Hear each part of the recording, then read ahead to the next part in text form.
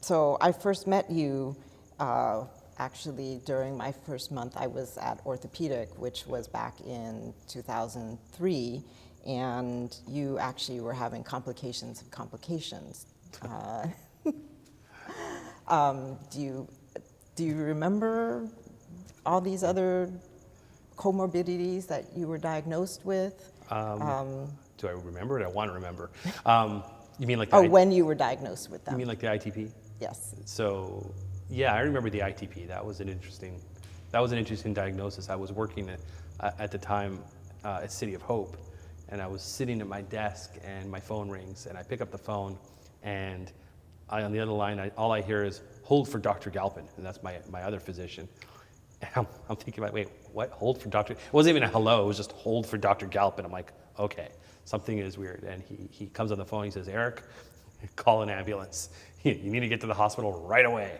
And I'm thinking to myself, all right, he's over exaggerating. So I did end up driving myself to you. I think actually I drove straight to orthopedic. So I remember my first month of being at orthopedic hospital. So Eric has severe hemophilia A, and he has a deficiency in factor VIII. His factor VIII level is less than 1%.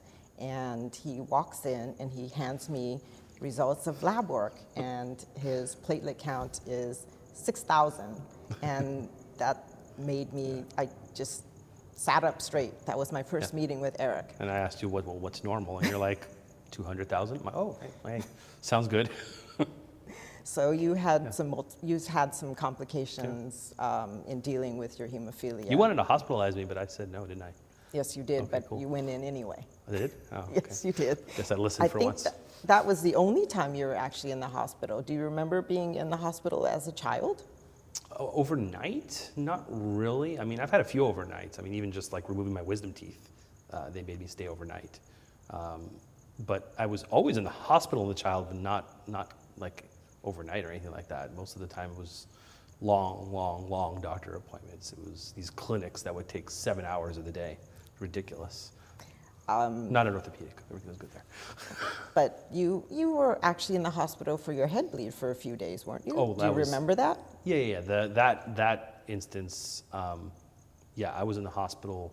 It was strange because the accident happened on September 2, and I started school in a new school that year. I was going to 9th grade, and I was in a tiny little private school up until then, and then I moved into 9th grade, which was a public school.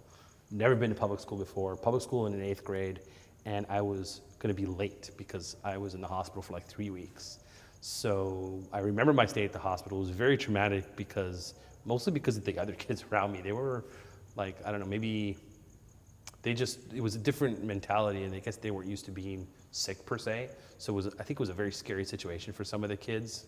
So there was a lot of like crying and one kid in particular, I remember he was Hispanic, and he would yell in Spanish in the middle of the night, and it was like, oh my God.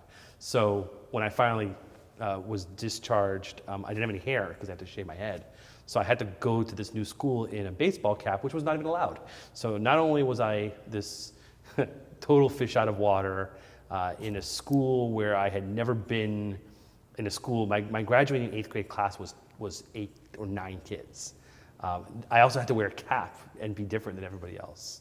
So of that incident, that was probably the hardest part, was readjusting, back to this new school and new people and new kids. And I didn't have any friends at this new school either. So that was probably one of the more toughest times of my life. But I met my wife shortly thereafter, so everything became good. So it sounded like there was a happy ending to a very traumatic experience that you had. Yeah. I mean, I met my wife, Lisa, in that 9th grade. In fact, because I came late to school, the only seat left in English class was front row right next to the teacher's desk. The only seat. And Lisa was sitting 2 rows behind me. And I remember the girl right behind me, her name was Jew. And I'm such a corny guy, especially back then, right? So she introduced herself, she said, "Hi, I'm Jew." And I said, "Oh, I'm Jewish too."